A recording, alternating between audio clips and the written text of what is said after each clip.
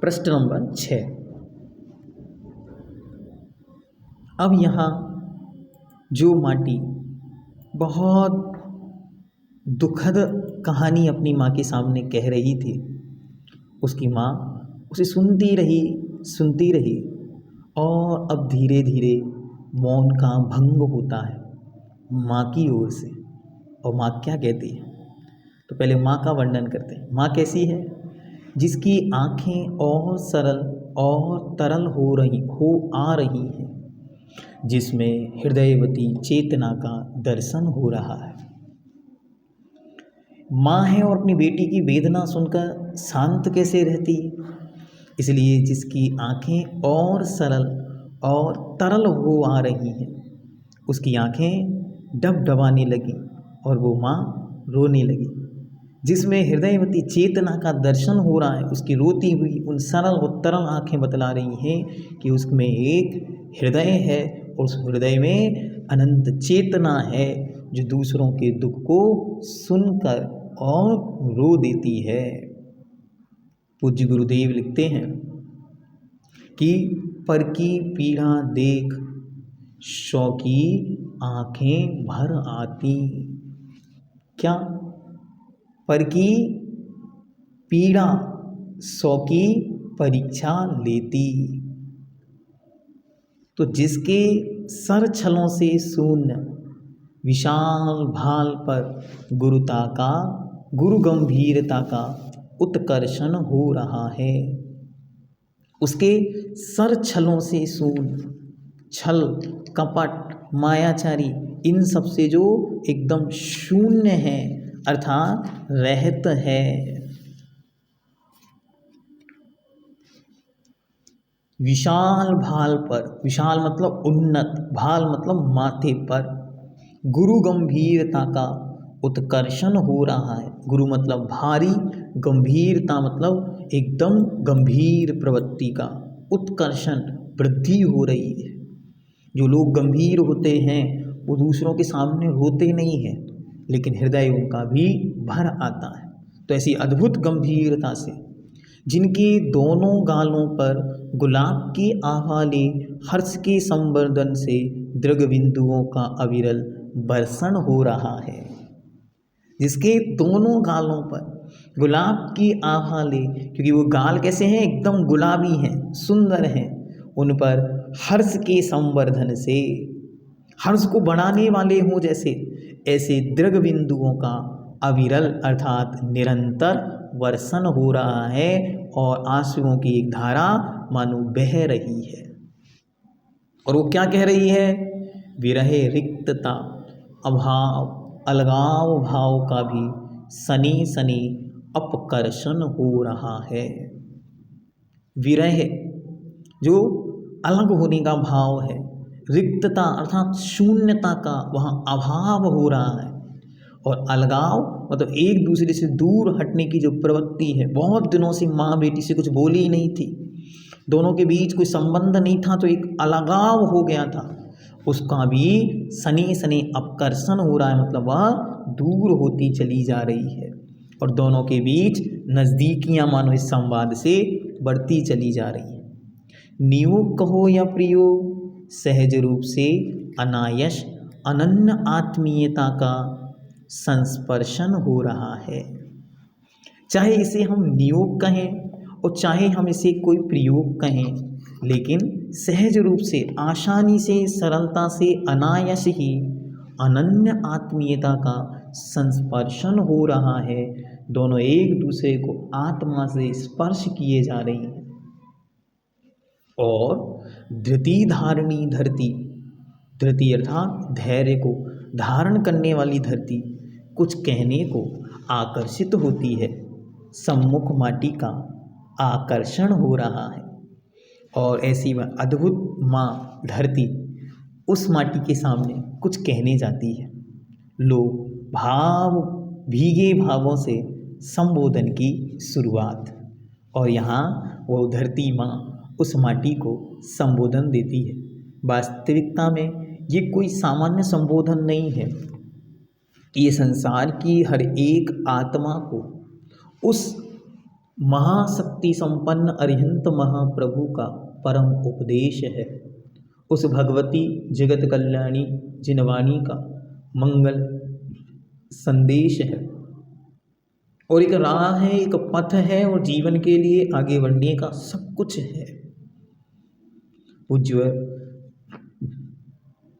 आचार्य देव कहते हैं कि मूक माटी की शुरुआत इन्हीं पंक्तियों के नियोग से हुई थी, क्योंकि यहाँ जो सत्ता की चर्चा चल रही है वास्तविकता में यह सत्ता ही उसे समझाने का प्रयास है जो आज तक स्वयं को नहीं जानता। आइए उस संबोधन को देखते हैं जो धरती पर सर्वश्रेष्ठ संबोधनों में एक अद्भुत संबोधन है, एक अनुपमेय संबोधन है। देख, सत्ता शाश्वत होती है बेटा, प्रति सत्ता में होती है अनगिन संभावनाएं, उत्थान पतन की वह खसखस का दाना सा बहुत छोटा होता है, बड़का बीज वह समुचित क्षेत्र में उसका वपन हो, समयोचित खाद हवा जल उसे मिले, अंकुरित हो कुछ ही दिनों में विशाल काय धारण कर वट का रूप में अवतार लेता है। विशाल काय धारण कर वट के रूप में अवतार लेता है, यही इसकी महत्ता है। सत्ता शाश्वत होती है, सत्ता भास्वत होती है बेटा। रहस्य में पड़ी इस गंध का अनुपान करना होगा, आस्था की नासा से सर्वप्रथम समझी बात। अब यहाँ पर एक अद्भुत संबोधन जो उस माँ ने अपनी बेटी को दिया, एक परमपिता परमेश्वर ने अपने नन्हे से जीव को दिया। सत्ता शाश्वत होती है। क्या करना? सबसे पहले उन्नति का यदि कोई मूल मंत्र है तो जीवन को उन्नति बनाने के लिए बेटा सर्वप्रथम सत्ता और प्रतिसत्ता के उस रहस्य को समझना होगा, वह भी आस्था से, क्योंकि तत्व का ग्रहण न ही आँखों से होता है और न ही कानों से, अपितु आस्था से ही वह संभव है। उसके लिए अन्य कोई और वस्तु नहीं है। द्रव्य अर्थात सत्ता, अस्तित्व, ये कैसा है? शाश्वत। ये अनादिकाल से है और अनंत काल तक रहेगा। ना इसे किसी ने बनाया है, न कोई इसे मिटा सकेगा। ये अनंत है, ये नित्य है, ये अवस्थित है और यह अनुपमेय है।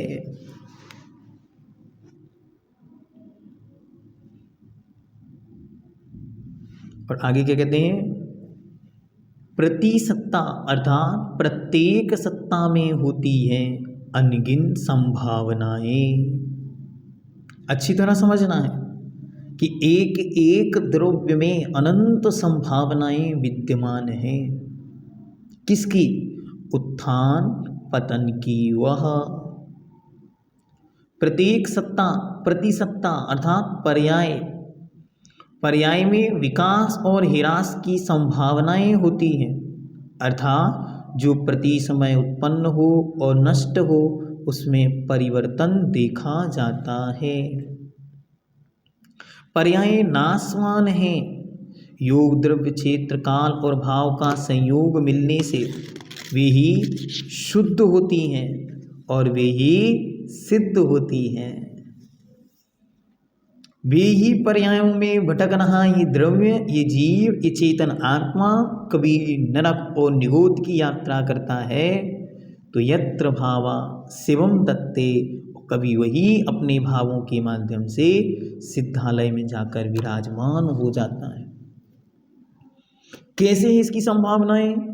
तो खसखस सा दाना सा बहुत छोटा होता है बड़का बीज वह, जो एक विशाल काय वट वृक्ष का लेने वाला है, उस बड़का बीज खसखस के एक छोटे से दाने के बराबर होता है। खसखस का दाना राजगिर के दाने से भी और छोटा है खसखस का दाना। उस दाने के समान छोटा सा अस्तित्व है जिसका, वह छोटा सा बीज जब समुचित क्षेत्र में उसका वपन हो, जब वह समुचित अर्थात अच्छे व्यवस्थित और जिसमें नमी है, जिसको सूर्य का प्रकाश है, ऐसी भूमि में यदि बो दिया जाता है तो समय उचित व्यवस्थित समय पर यदि उसे खाद मिले, हवा मिले, जल मिले तो वह अंकुरित हो, फूटता है उसमें से अंकुर, और अंकुरित हो कुछ ही दिनों में विशाल काय वट का रूप में अवतार ले लेता है। एक महान वट वृक्ष बन जाता है। एक छोटा सा टुकड़ा, एक छोटा सा टुकड़ा खसखस का दाना, क्या हो गया उसके साथ? अद्भुत घटना घट गई कि एक दाना जब माटी में स्वयं को समर्पित करता है और योग्योपादान योगेन दृष्टा स्वर्णता मता द्रव्यादि स्वादि संपत्ता वात्मनोप्यात मता मता, जैसे वह एक छोटा सा वट का बीज वट वृक्ष बन जाता है, वैसे ही इस देह में विराजमान भी भविष्य के भगवान बनने की शक्ति संपन्न एक छोटी सी वह आत्मसत्ता जब तप रूपी अग्नि में बो दी जाती है, चारित्र की उन गुप्ति समिति धर्म अनुपेक्षा परिचय जय और चारित्र की भूमि में तप की अग्नि में जब जलती है, तब ये स्वयं ही अनंत सिद्धों के सागर में मिलने योग्य विशाल हो जाती है। ये पंक्तियां इतनी महत्वपूर्ण है कि ये पंक्तियां कह रही हैं कि कोई भी जीरो से हीरो बन सकता है, कोई भी शून्य से शिखर पर जा सकता है, कोई भी चाय बेचते बेचते प्रधानमंत्री बन सकता है, कोई भी न्यूज़पेपर बेचते बेचते देश का राष्ट्रपति बन सकता है। किसी भी धर्म, किसी भी जाति, किसी भी पंथ, किसी भी संप्रदाय, किसी भी पुंज में बंधा हुआ जीव अपनी मुक्ति का उपाय खोज सकता है और आगे बढ़ सकता है। यही इसकी महत्ता है, यही इसकी महिमा है। सत्ता शाश्वत होती है, सत्ता भास्वत अर्थात चमकीली प्रकाशित होती है बेटा। रहस्य में पड़ी इस गंध का अनुपान करना होगा। अनुपान मतलब ग्रहण। कैसे अनुपान करना?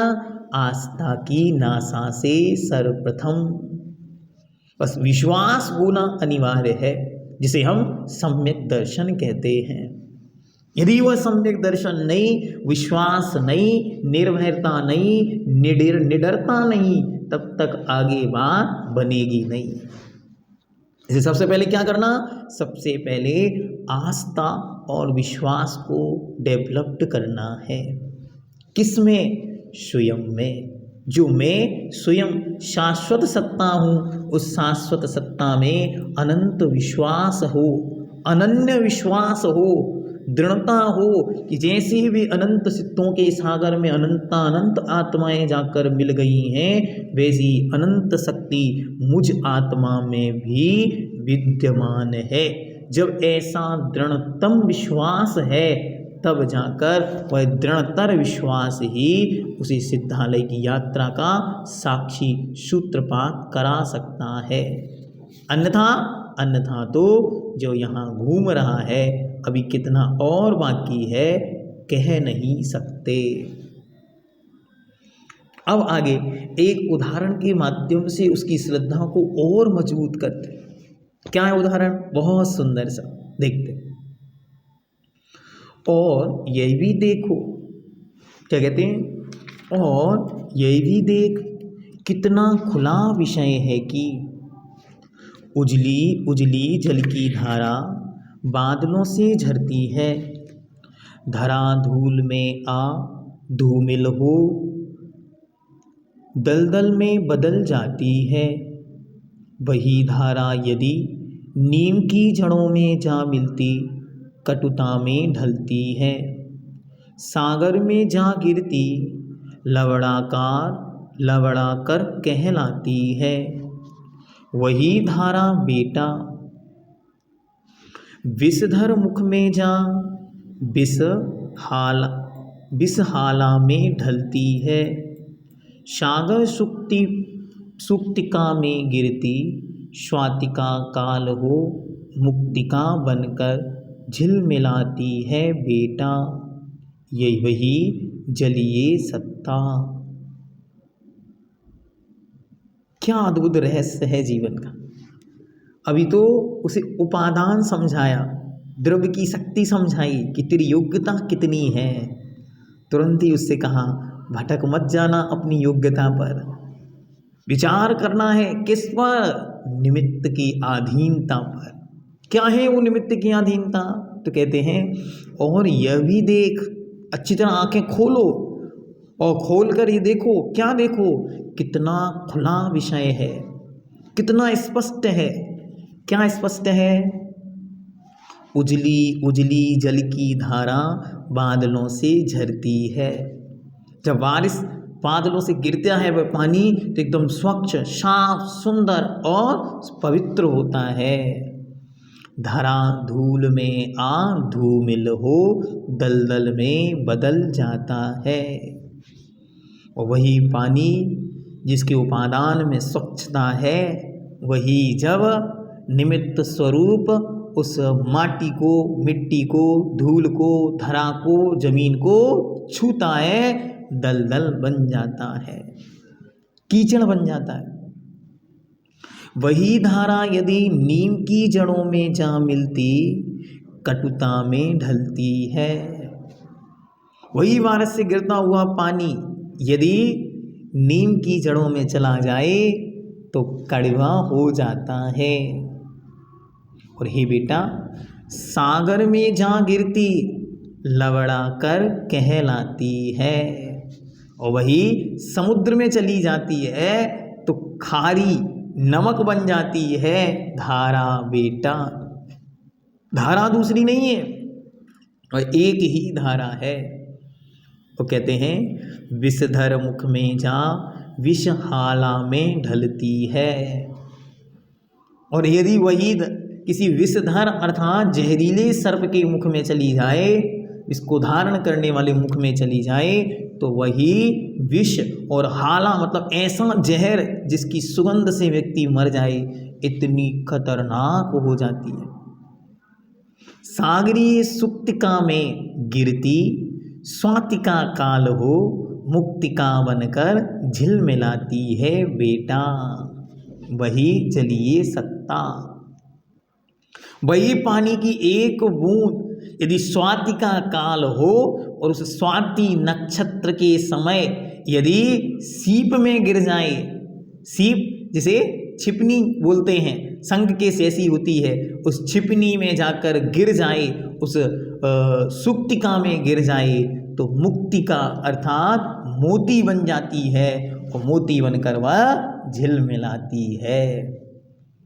वही कपूर केले के वृक्ष में गिर जाए, कपूर बन जाती है। वही एक बूंद चातक के कंठ की प्यास बुझाती है। लेकिन वही बूंद कहाँ कहाँ जा सकती है। ये क्या कह रहे हैं? ये कह रहे हैं कि अच्छी तरह समझो विषय को, बहुत सुंदर है ये विषय। जैसी संगति मिलती है वैसी मति होती है, मति जैसी अग्रिम गति, मिलती जाती। और यही हुआ है युगों युगों से, भवों भवों से। अरे मेरी अनंत शक्ति तो कल भी थी, आज भी है और कल भी रहेगी, लेकिन वो अनंत शक्ति प्रकट नहीं हो पाई निमित्तों की संगति के कारण। जैसी संगति मिलती वैसी मति वैसी बुद्धि हो जाती, और जैसी बुद्धि मति होती वैसी ही अग्रिम गति हो जाती। मिलती जाती यही हुआ है और यही हो रहा है। कब से? युगों युगों से और भवों भवों से, जन्मों जन्मों से यही हुआ है और यही हो रहा है।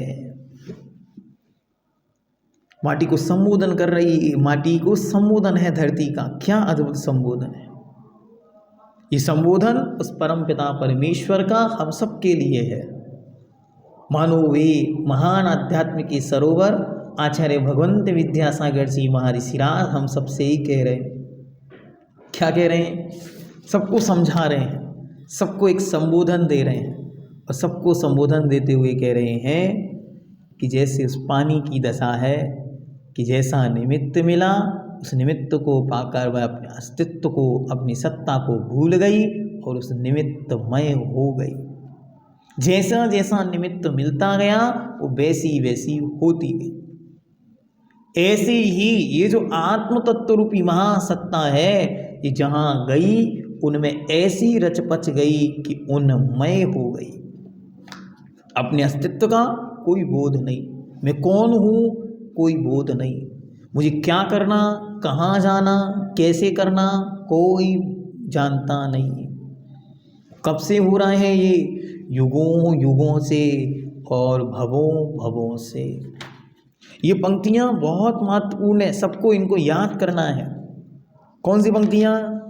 जैसी संगति मिलती है वैसी मति होती है, मति जैसी अग्रिम गति मिलती जाती और यही हुआ है युगों युगों से भवों भवों से। सत्ता का अर्थ है द्रव्य और प्रतिसत्ता का अर्थ है पर्याय। सत्ता का अर्थ है मैं स्वयं और प्रतिसत्ता का अर्थ है मेरी अवस्थाएं। अब इसका सार संक्षेप करना भी, पूरा जीवन हम इसका वर्णन करें केवल इन पंक्तियों का तो कम है। ये है मूक माटी जो बिन बोले सब कहती है। इसलिए आज बस इतना ही। और अंत में मूक माटी क्या कहती है?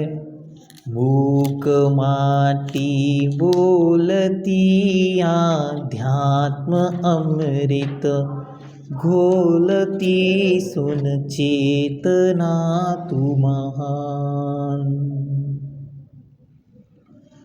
सुन चेतना तू महान, बन चेतना तू महान। मैं स्वयं पद दलिता हूँ, पातिता हूँ हिमां, मैं चरण की धूलि हूँ माँ, मैं दुखों से युक्त हूँ, मैं सुखों से मुक्त तिरस्कृत त्यक्त हूँ, सुन लो हे माँ। मूक माटी बोलती, मूक माटी बोलती आध्यात्म अमृत, घोलती सुन चेतना तू महान, बन चेतना तू महान। णमो जिनाणम।